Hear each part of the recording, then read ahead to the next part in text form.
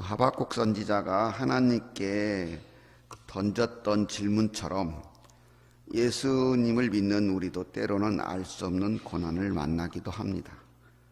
이때 누구나 한 번쯤 왜라는 의문을 품어보았을 법합니다.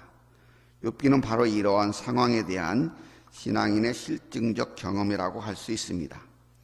이처럼 욥기는 바벨론 포로의 암울한 시기를 경험한 이스라엘의 한 신앙의 고백이라고 할 수 있습니다. 욥기는 과연 하나님을 신뢰할 수 있는가, 하나님은 공의로우신가라는 신정론의 문제를 다루고 있습니다. 하지만 고난을 통한 욥의 고백처럼 하나님의 백성은 하나님의 절대 주권을 인정해야 하며 어떠한 상황에서도 하나님을 신뢰하고 의지해야 한다는 것을, 그리고 우리의 인생의 궁극적인 문제의 해결은 오직 하나님께 달려 있음을 말하고 있습니다.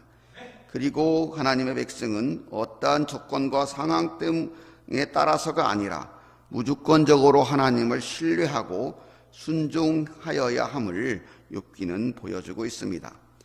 그리고 하나님께서 이러한 당신의 백성들과 언제나 함께 하시며 반드시 지켜보아여 주시는 분임을 알게 하여 줍니다.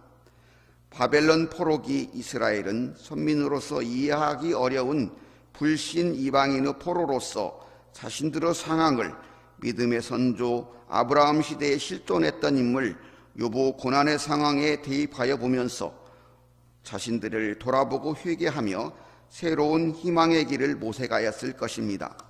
오늘 본문은 이러한 욥기의 서론부로서 욥의 고난의 시작을 보여줍니다. 본문은 이 고난에 대처하는 욥의 모습을 통해서 고난이 상존한 세상을 살아가는 성도인 우리가 하나님 앞에서 가져야 할 바른 신앙의 태도를 배우게 됩니다. 본문을 통해서 말씀하시는 고난 중에 있을지라도 하나님 앞에서 성도가 취해야 될 바른 신앙의 태도는 무엇일까요? 첫 번째는 하나님의 인정을 받는 사람이 되어야 합니다. 본문 1절 8절은 욥은 온전하고 정직하여 하나님을 경외하며 악에서 떠난 자라고 말하고 있습니다. 쭉 이어지는 말씀을 보면 보통의 사람들은 예수를 잘 믿다가도 삶의 형편이 나아지면 흔히 떠나거나 교만해지는 그런 문제를 가지고 있지만 욥은 세상의 사람들이 부러워할 만한 그 모든 것을 가졌음에도 온전히 하나님을 경외하는 견고한 사람이었고, 우리 본문에 읽은 것처럼 항상 이러하였다라는 처럼 항상 변함없이 하나님을 경외하였던 그런 사람이었습니다. 하나님은 그러한 욥을 인정하셨습니다. 참소자 사탄이 하나님 앞에서 참소자 사탄 앞에서도 하나님은 욥을 잘 인정하고 자랑했습니다. 그러자 사탄은 하나님께서 베풀어 주신 그러한 복, 그러한 외적인 것들로 인해서 그러는 거니까 한번 그러면 그걸 다 빼앗아 보라고, 그러면 틀림없이 원망할 거라고 그랬지만 우리가 오늘 읽은 본문까지 일단은 욥은 절대로 하나님을 원망하지 않았어요. 얼마나 하나님이 기쁘셨겠습니까? 이러한 상황은 우리 성도도 이러한 모습을 하나님 앞에도 보여줄 수 있어야 됩니다. 출애굽 이스라엘은 하나님께서 이스라엘을 출애굽시킨 목적을 쭉 출애굽기나 이런 거 읽다 보면 말씀하시는데, 너희는 내 백성, 나는 내 하나님이 되려고 너희들을 내가 출애굽시켰다라고 계속 반복해서 말씀하시지요. 또 예수님 그리스도를 통해서 죄에서 우리를 구하신 하나님께서는 이렇게 말씀하시지 않겠습니까? 너희는 나의 자녀, 나는 너의 아버지가 되려고. 우리는 예수 그리스도의 보혈의 값으로, 도저히 갚을 수 없는 그 값으로 하나님의 자녀가 된 사람으로서, 너희는 내 사랑하는 자들이요 내가 기뻐하는 자라고 하나님께서 자신 있게 인정하고 말씀하실 수 있는 그러한 하나님의 인정을 받는 사람들이 되어야 할 것입니다. 두 둘째로 하나님의 손안에 있는 사람이 되어야 합니다. 참소사 사탄은 하나님께서 인정하시는 욥에 대해 시기하면서 그가 하나님을 경외함에 하나님께서 베풀으신 그러한 은혜들의 외적인 그런 것들, 은혜로 인함이라고 하면서 그것을 다 빼앗아 보면 욥은 틀림없이 하나님을 원망할 거라고 하면서 그를 시험하게 하였습니다. 욥은 갑자기 이유 없는 시험을 받게 되었고 순간 하나님께 대한 희열은 품을 만합니다. 그러나 본문의 모습은 본문에서 하나님께서는 이러한 욥을 시험하게나 하셨지만 12절 말씀처럼 그의 몸에는 손을 대지 말라고 하신 것처럼 욥은 알 수 없는 고난 중에 의문을 혹시 품게 됐을지 모르지만 분명한 사실은, 여기서 보여주는 분명한 사실은 우리가 알 수 없는, 우리가 이렇게 희열을 품게 되는 그 상황 속에서도 분명하게 우리들은, 믿음의 사람들은 하나님의 손 안에 있다는 겁니다. 그리고 하나님의 손 안에 있는 사람이 되어야 된다는 겁니다.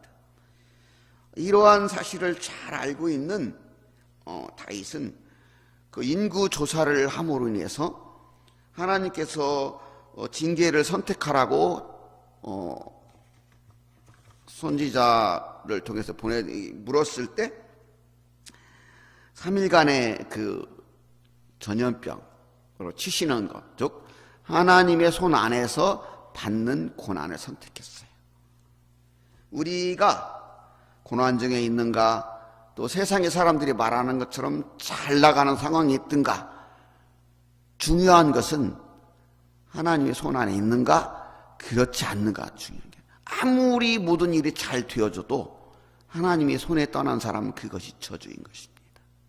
그러나 어떠한 고난 중에 있어도 세상의 사람들이 비웃고 조롱하여도 우리가 하나님의 손 안에 있으면 그것이 곧 복입니다. 고난이 유익이 되는 것입니다. 그래서 우리는 하나님의 손 안에 있는 사람이 되어야 합니다. 끝으로 하나님의 주권을 인정하는 사람이 되어야 합니다. 사탄호 참소로 하나님께서 허락하신 시험을 받게 된 욥은 하루아침에 그 모든 소유를 잃어버리고 어처구니 없는 상황을 맞이하였습니다. 그럼에도 욥은 12절 13절 말씀처럼 주신 이도 여호와시요 거두시는 이도 여호와시니 여호와 이름을 찬송하나이다. 오히려 하나님을 찬송하였고 이 모든 일에 범죄하지 아니하고 하나님을 향하여 원망하지 않았습니다. 출애굽 이스라엘을 보십시오. 그들은 정말 그 어느 백성 어느 나라도 누려보지 못한 하나님의 크신 은혜를 입고 있었음에도 그 작은 어려움을 만날 때마다 순간순간 모세를 원망하고 하나님을 원망하였습니다. 이와 대조적으로 욥은 전적으로 하나님을 신뢰하는 모습을 보여주고 있습니다.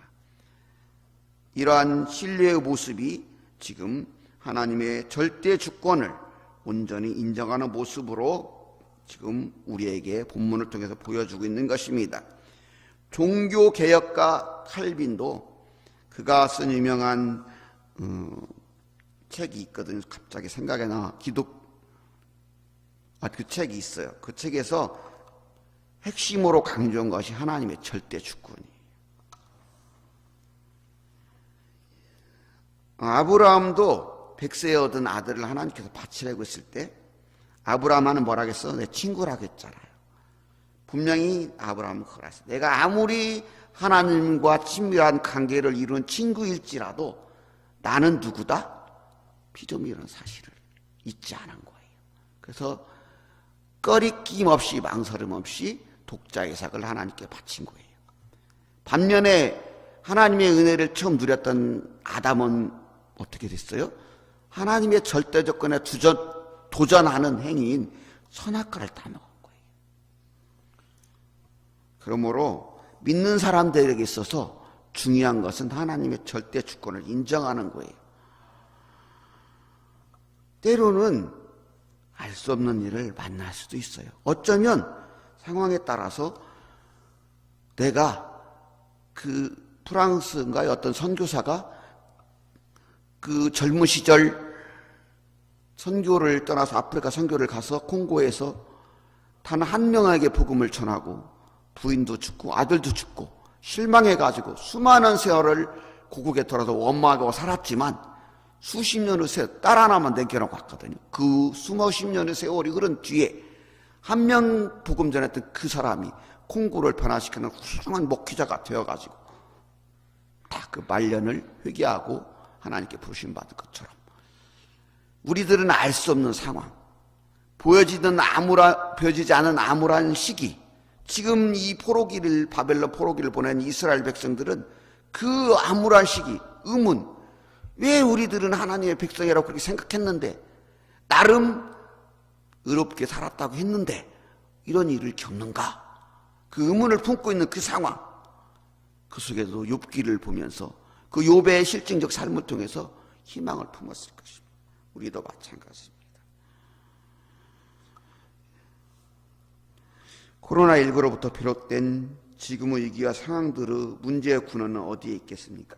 어쩌면 욥의 말씀을 대하는 포로기 이스라엘과 같이 하나님에 대한 신뢰와 하나님의 절대 주권에 대한 느슨한 신앙이 있지 않을까 생각을 해봅니다.